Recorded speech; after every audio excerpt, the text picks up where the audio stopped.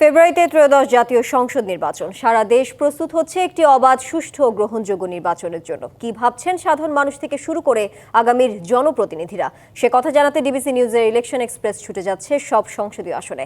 এখন রয়েছে সংসদীয় আসন ৭, নাটোর ৩-এ। CSRM DBC election express. আজ আমরা সারাদিন আছি সংসদীয় আসন ৭, নাটোর ৩, সিংড়া উপজেলায়। এই আসনটিতে ৩,২১,০০০ ভোটার এবং এই আসনটিতে অতীতের যে ফলাফল দেখেছি আমরা, ৪ বার বিএনপি, ৪ বার আওয়ামী লীগ, ২ বার জাতীয় পার্টি এবং ১ বার জামাত ইসলামের প্রার্থী বিজয়ী হয়েছেন।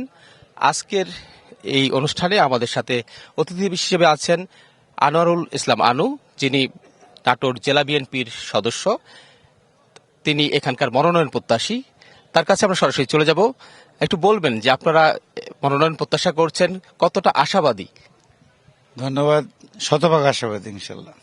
শতভাগ আশাবাদী সেই জন্যই যে সর্বোপরি আমাদের সিংড়ার এই সিট, এটা এই এলাকার মানুষ সবসময় আপনার বিএনপির সেন্টিমেন্টের।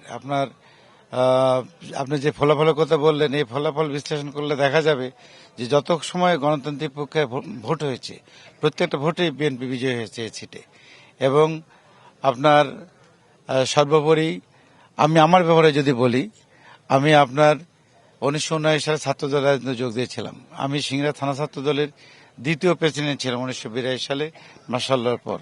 তারপর আমি রাজশাহী বিশ্ববিদ্যালয়ে ভর্তি হওয়ার পর ছাত্রদলের রাজনীতি, ওখানে আমি রাজশাহী বিশ্ববিদ্যালয়ে ছাত্রদের মাদক ব্যবস্থার সাধারণ সম্পাদক ছিলাম। ব্যক্তিগত জীবনে বিভিন্ন পদে ছিলেন বিভিন্ন সময়। আপনার ডাকে প্রচুর মানুষ আজকে আমরা দেখতে পাচ্ছি মাঠ ভর্তি হয়ে আছে। কি করতে চান তাদের জন্য যদি নির্বাচিত হন? আমি অবশ্যই আমার এই এলাকার অবহেলিত জনগণের জন্য সর্বোপরি এলাকায় মধ্যমুক্ত কৃষক, শ্রমিক, মেহনতি জনতার সর্ব এলাকার উন্নয়নের জন্য যা যা করেন সেটা আমি করবো ইনশাআল্লাহ। কোন বিষয়গুলোকে প্রাধান্য দিয়ে কাজ করবেন? এখানে আমাদের যেটা বলি যে প্রচুর বেকার সমস্যা রয়েছে। আমরা দীর্ঘদিন এই যে 17 বছর বিএনপি ক্ষমতার বাইরে, এই সময়গুলোতে আমরা মনে করি যে আমাদের হাজার হাজার তরুণ যে বেকাররা বের হয়েছে, তাদের বেসিক্যালি যে সিস্টেমেটিক হইতে যে নিয়োগ প্রক্রিয়া, এটা সম্পন্ন হয়নি। যার কারণে দেখা গেছে যে আপনার একচটিয়া দলীয়করণের কারণে প্রচুর ছেলেরা আজকে বেকার অবস্থায় জীবনযাপন করছে। আমি মনে করি যে একটা গণতান্ত্রিক প্রক্রিয়ায় যেন আমরা দেশকে নিয়ে যেতে পারি, সেখানে যার মেধা আছে, মেধাবীরা তাদের নিজ নিজ যোগ্যতা অনুযায়ী তাদের নির্দিষ্ট কর্মক্ষেত্রে তারা পৌঁছতে পারবে। আপনি এই যে একজন কলেজ অধ্যক্ষ, নারীদের শিক্ষা, নারীদের কর্মসংস্থানের জন্য কি করবেন? অবশ্যই নারী শিক্ষার প্রসারের জন্য আমি এই প্রতিষ্ঠানে, আজকে আপনারা জানেন যে মাঠে আজকে অনুষ্ঠান হচ্ছে, আমি প্রায় 24 বছর অধ্যক্ষ হিসেবে কর্মরত আছি।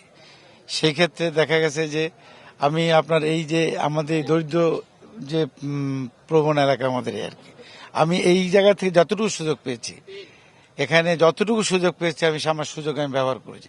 কারণ দেখা গেছে যে অনেক বা আমার সন্তানেরা, অনেক মেয়েরা টাকার অভাবে এখানে পড়তে পারে না, আমি তাদের বিনা পয়সা পড়াশোনার ব্যবস্থা করে দিচ্ছি।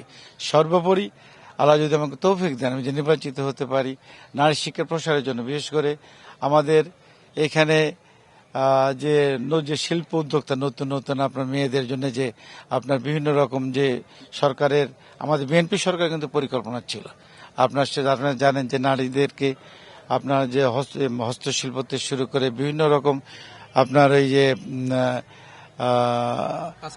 বিভিন্ন রকম কাজে তাদেরকে আমি ইনশাল্লাহ তাদের কাজ করার সুযোগ তৈরি করে দেবো। সামনের নির্বাচনে আওয়ামী লীগ নেই মাঠে এখন পর্যন্ত, আছে জামাত এবং তাদের যে বিশ্ববিদ্যালয়গুলোতে বেশ ভালো ফলাফল করছে ছাত্র সংসদ নির্বাচনে। কিভাবে চ্যালেঞ্জ মোকাবেলা করবেন? সামনে এনসিপিও ভোটের মাঠে আসবে, কিভাবে দেখছেন তাদেরকে? আপনারা জানেন যে বিএনপি একটা গণমুখী দল এবং দেশের সর্ববৃহৎ দল আর কি। সেক্ষেত্রে আমরা মনে করি যে আপনার যে বিশ্ববিদ্যালয়তে যে রেজাল্ট দেখা যাচ্ছে, বিশ্ববিদ্যালয়গুলোতে আপনার ভালো করে পর্যালোচনা দেখবেন, যারা বিজয়ী হচ্ছে তারা কিন্তু এই 15 বছর একটা শ্রদ্ধাবরণে তার রাজনীতি করেছে, কিন্তু ছাত্র দলের ছেলেরা এই 15 বছর বিশ্ববিদ্যালয়ে প্রবেশই করতে পারেনি।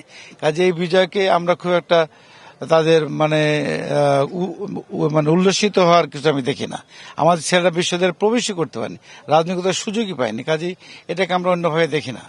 আমাদের নেতা জনাব তারেক রহমান সাহেব আপনার নতুন প্রজন্মকে যে স্বপ্ন দেখাচ্ছেন, আমি মনে করি এদেশের শহীদের যোগ্য উত্তরসূরি আমাদের নেতা জনাব তারেক রহমান সাহেব। আপনারা জানেন আমাদের নেতা বারবার বলছেন যে আগামীতে বিগত 15 বছর যেভাবে রাষ্ট্র চলছে সেরকম বাংলাদেশের মানুষ দেখতে চায় না। ধন্যবাদ আপনাকে। সিএসআরএম ডিবিসি ইলেকশন এক্সপ্রেস আমাদের সাথে ছিলেন নাটোর জেলা বিএনপির সদস্য আনোয়ারুল ইসলাম আনু। আমরা আগামীকাল থাকব নাটোর সদর আসন এবং রাজশাহী 1 আসনে। সে পর্যন্ত সবাই ভালো থাকুন, ডিবিসির সঙ্গেই থাকুন এবং আগামীকালের অনুষ্ঠান দেখার জন্য ডিবিসির পর্দায় চোখ রাখুন।